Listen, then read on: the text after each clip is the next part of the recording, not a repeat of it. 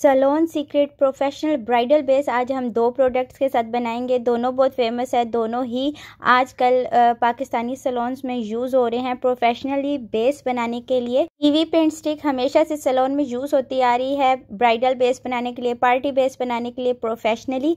लेकिन आजकल काशिश की जो फाउंडेशन है, high coverage foundation even tone, वो भी आजकल सलोन में बहुत ज़्यादा इन है।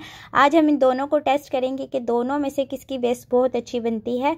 और यहाँ पे मेरे पास टीवी पेंट स्टिक है जिसका शेड आइवरी है, और यहाँ पे काशिश की बेस है फाउंडेशन हाई कवरेज जिसका कलर है क्लासिक आइवरी 05। दोनों का आइवरी शेड है और इसीलिए मैंने सेम कलर लिए हैं ताकि आप लोगों को मैं फ़र्क दिखा सकूँ। इसी वीडियो में आप लोगों के साथ शेयर करूँगी, आप लोगों के सामने इन दोनों प्रोडक्ट्स के साथ बेस बनाऊँगी और देखेंगे कि इन दोनों में कितना फ़र्क है और कौन सी बेस ज़्यादा अच्छी बनती है। तो काशिश की बेस का कलर है आइवरी शेड है मेरे पास, और जिसको पहले भी मैंने आपको सिखाया हुआ है कि काशिश की बेस स्पेसिफिक आपने किस मेथड के साथ बनानी है तो बहुत अच्छी बनेगी। बहुत इजी मेथड मैंने आप लोगों को सिखाया, आज उसी मेथड के साथ मैं अगेन से काशिश की बेस बनाऊंगी। बेस बनाने से पहले आपने एक बात को ख्याल रखना है कि जब भी आप जिस भी प्रोडक्ट के साथ, चाहे वो आप पार्टी मेकअप कर रही हैं, ब्राइडल मेकअप कर रही हैं, बेस बनाने से पहले आपने अपनी क्लाइंट की स्किन को ज़रूर प्रेप करना है। प्रेप करने से मकसद ये है कि बेस बनाने के लिए बिल्कुल तैयार करना है। 3-4 मिनट के लिए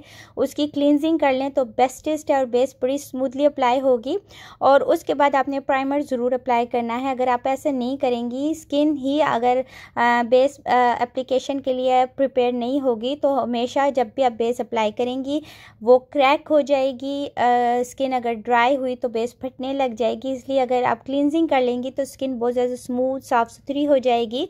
और उसके बाद जब आप बेस को अप्लाई करेंगी तो बहुत आसानी से अप्लाई होगी। जैसे मैंने आपके सामने अप्लाई की, क्योंकि मैंने पहले अच्छे से मॉइस्चराइज़र को अप्लाई किया। मॉइस्चराइज़र अप्लाई कर लें, प्राइमर अप्लाई कर लें, स्किन को क्लींस कर लें 3-4 मिनट के लिए। हर तरह से ही बेस्ट है मेथड। अभी आपके सामने मैंने प्रोडक्ट को अप्लाई किया और इजीली ब्लेंड हो गया। काशिश की जो even tone high coverage base है नो डाउट बहुत ज़बरदस्त है।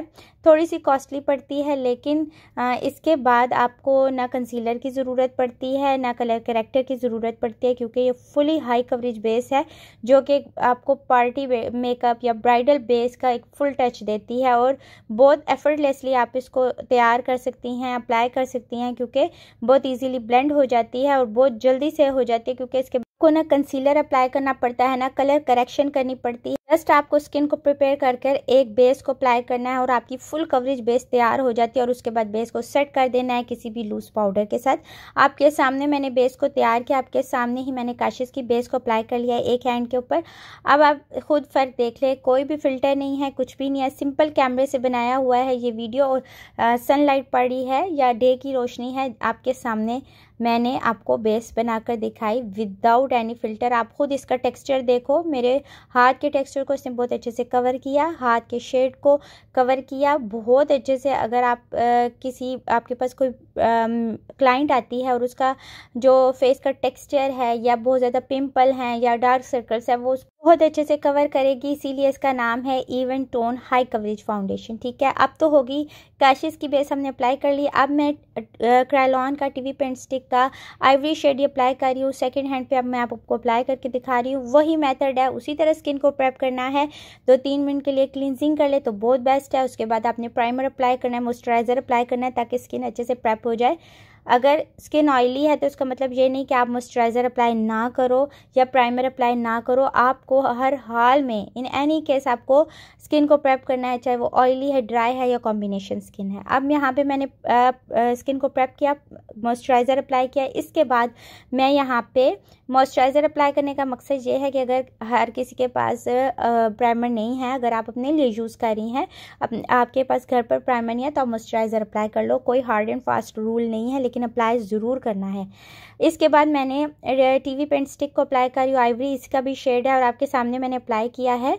एप्लीकेशन मेथड वही है जिस तरह से मैंने काशिश की बेस को अप्लाई किया, इसको भी आपने जो टीवी पेंट स्टिक है ना वो बहुत पुरानी यूज़ होती आ रही है और इसकी एप्लीकेशन बड़ी मज़े की होती है, बड़ी आसान होती है, लेकिन थोड़ी सी ट्रिकी होती है क्योंकि इसको भी ब्लेंड करना मुश्किल है क्योंकि ये हाई कवरेज बेस होती है। तो इसको एक अच्छे तरीके से ब्लेंड करना बहुत ज़रूरी होता है, वरना एक निशान से रह जाते हैं और बिल्कुल एक अच्छा इफेक्ट नहीं आता, मतलब एक अच्छी फिनिशिंग लुक नहीं आती। उसके लिए ब्लेंडिंग बहुत ज़रूरी है। अगर आप एक अच्छी फिनिशिंग लुक चाहती हैं तो ब्लेंडिंग बहुत अच्छी कीजिए, अपनी बेस को अच्छे से सेटल्ड कीजिए, तभी आपकी जो मेकअप है ना उसकी लुक अच्छी आएगी। अब आप देखिए जो आपको हाथ के अंदर जो छोटे छोटे पोर्स हैं इसी तरह स्किन में होते हैं उनको अच्छे से फिलअप कीजिए। अगर आप अपनी फिंगर से अप्लाई कर रही हैं ब्रश से या ब्यूटी ब्लेंडर से तो ज़रा सा उसको प्रेस कीजिए ताकि वो फिलअप हो अच्छे से। कभी ऐसे होता है किसी के चेहरे पे पिंपल के स्कार्स और अजीब से होते हैं निशान से, अनइवन सी स्किन होती है, उसको भी अच्छे से फिल कीजिए ताकि आपकी जो बेस है बहुत ज़्यादा नीट एंड क्लीन लगे, बहुत अच्छी बेस बने। अब यहाँ पे मैं इसको ब्यूटी ब्लेंडर की हेल्प के साथ अच्छे से ब्लेंड कर रही हूँ। पहले मैंने फिंगर से किया, आपकी मर्ज़ी, आप इसको हाथों से अप्लाई ब्लेंड करो, आप इसको ब्यूटी ब्लेंडर के हेल्प के साथ करो, ब्रश के साथ करो, ये सब आपकी मर्ज़ी होती है। पफ के साथ अप्लाई करो, आपकी प्रैक्टिस के ऊपर है या आपकी आदत के ऊपर है, जिस तरह से आपको आसानी लगती है उस तरह से करें। तो यहाँ पे इसको अच्छे से एप्लीकेशन की ब्लेंड किया, उसके बाद मैं उसी APK के लूज पाउडर के साथ जिसका शेड आइवरी के शेड के साथ मैच होता है उसके साथ मैं इसको प्रेस कर करके डैप कर करके इसको सेट कर रही हूँ। बहुत ज़्यादा आपने रब नहीं करना वरना बेस हटने लग जाएगी, क्योंकि हमने अक्सर बेस के नीचे भी कुछ अप्लाई किया होता है तो वो बेस ख़राब होती है। अच्छा, टीवी पेंट स्टिक के नीचे एक बात है कि आपको यहाँ पर कंसीलर ज़रूर अप्लाई करना पड़ेगा या कलर करेक्शन ज़रूर करनी पड़ेगी। अब आप इन दोनों में फ़र्क देखिए, आपको खुद वाजिया हो रहा है। जो काशिश की high coverage even tone base है इसमें ये फुली हाई कवरेज है, क्योंकि ये थोड़ी महंगी भी है लेकिन उसके साथ साथ इसका वर्क बहुत अच्छा है।